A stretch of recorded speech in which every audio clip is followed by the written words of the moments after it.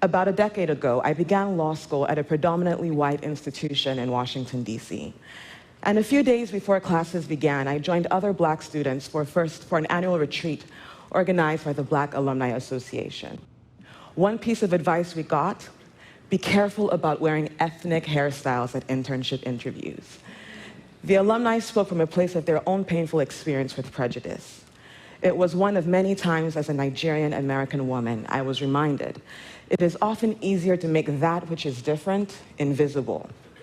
For so long and for so many minorities around the world, being included and even staying safe has required shape-shifting, code switching, masking, performing.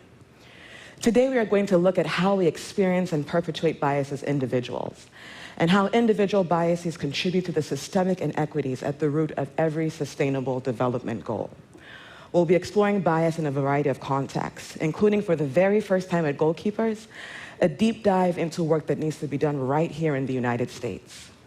I'll be honest, these kinds of conversations aren't easy, and they certainly are not comfortable. But uncomfortable conversations are often the most important ones. Policy and funding are fundamental tools for realizing the SDGs.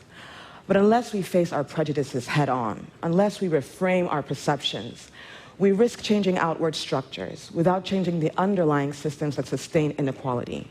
And here's the thing: with 11 years left to achieve the global goals, invisibility as a means of inclusion is no longer enough.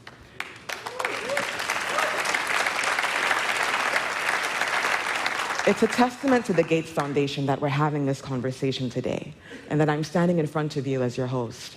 Melinda Gates could have moderated her session, and we all know she would have been absolutely brilliant at it. But today she has yielded her platform and created space for a woman like me and for people who come from completely different backgrounds than hers to be heard and to be seen. Like many of you, I feel a deep sense of gratitude for her leadership. Please join me in welcoming Melinda back to the stage.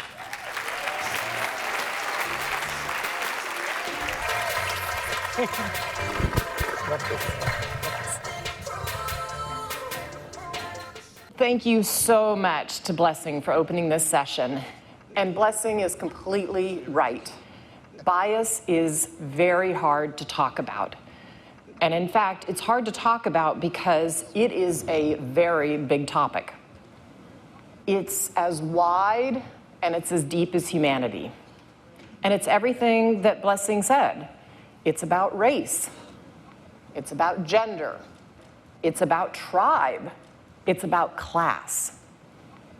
And what we know is that it can show up absolutely anywhere. I was reading an article recently in the newspaper and last month, and it was about a female lawmaker. She was ejected from Kenya's parliament because she brought her child to the floor of parliament. Bias is showing up in much of our lives. I think an industry that many of us are touched by every single day is tech. And in the tech industry, we know only 3 out of every 100 startups receiving venture capital funding have women at the helm. We also know that Black and Latino women combined only make up 4% of all jobs in Silicon Valley large tech companies. And of course, bias is also at the heart of the story that Blessing shared with us. In fact, I believe that bias has likely influenced every single person's life in this room in some way. It's either you might be a victim of it, or you might inadvertently be a perpetrator of bias. So how can we even begin to have a coherent discussion and a productive conversation about a subject that is so far-reaching? We almost need some sort of taxonomy. If we had a cultural anthropologist here, they would probably draw a huge chart for us up on the wall. And at one end might be the most conscious and egregious instances of bias. People of power actively using that power to keep others down. It would be like things like in my own country, Jim Crow. It might be apartheid. It might be laws that say women can't have a bank account or she can't sit behind the wheel of a car. At the other end of bias might be something like the shoeless orchestra that we just heard about. Unconscious bias, right? It was a conductor who was inadvertently hiring people just like himself, but he didn't mean to be doing that. And in between that very wide spaces, the examples of bias run this gamut. They go everywhere from conscious bias to unconscious bias. Everywhere from well-meaning to malicious. So that would be one way we could have this conversation. But lately, I've actually been considering perhaps another way to have this conversation. I was trained as a programmer. I came from the tech industry, and I think a lot about source code. That is the language that operates our software and our systems. And source code, I think, is a useful metaphor because what is coded in our society today, sometimes inadvertently, is bias. Our institutions, our industries, our governments, our communities, they're all run, right, by codes and protocols that have been developed over generations. We're born into these codes and protocols. But when you start looking at them, you see that bias has been embedded everywhere and in different ways. So take those statistics I gave you about the tech industry. Why do they exist? Well, one of the reasons is back in the 1960s. Tech companies used to start when they were interviewing programmers with a test called the Cannon-Perry test to test the fit of new employees and identify the best programmers. Two psychologists, very well-meaning, Cannon and Perry, came up with this test, and they did a great thing. They profiled 1,400 programmers to see what was the right profile. The only problem? Of that 1,400 sample set, 186 were women.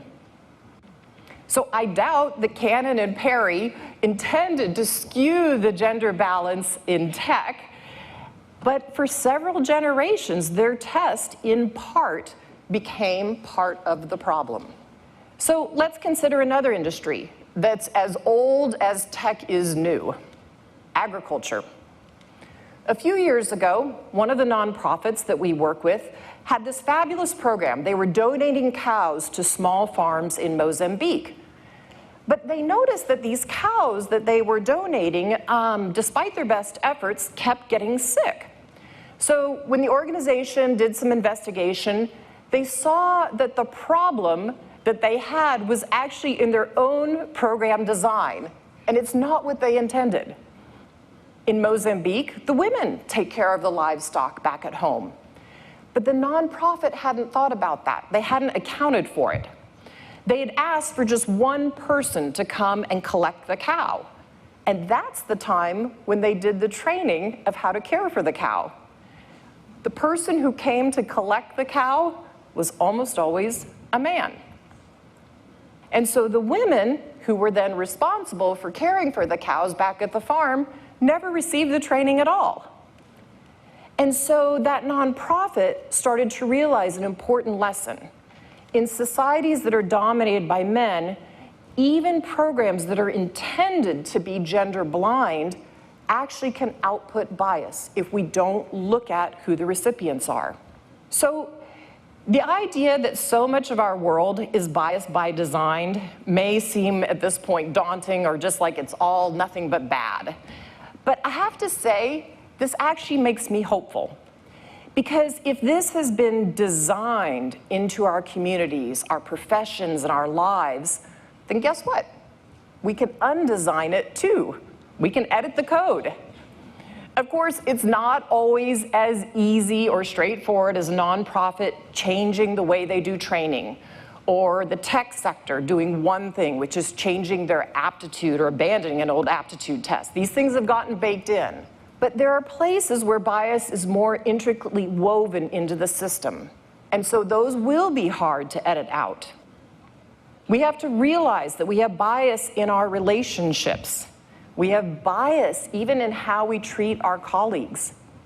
It's in the spaces in between the generations where those customs and traditions are passed down. Over the past few years, our foundation has tried to get smarter about how people and organizations confront bias and these intimate examples.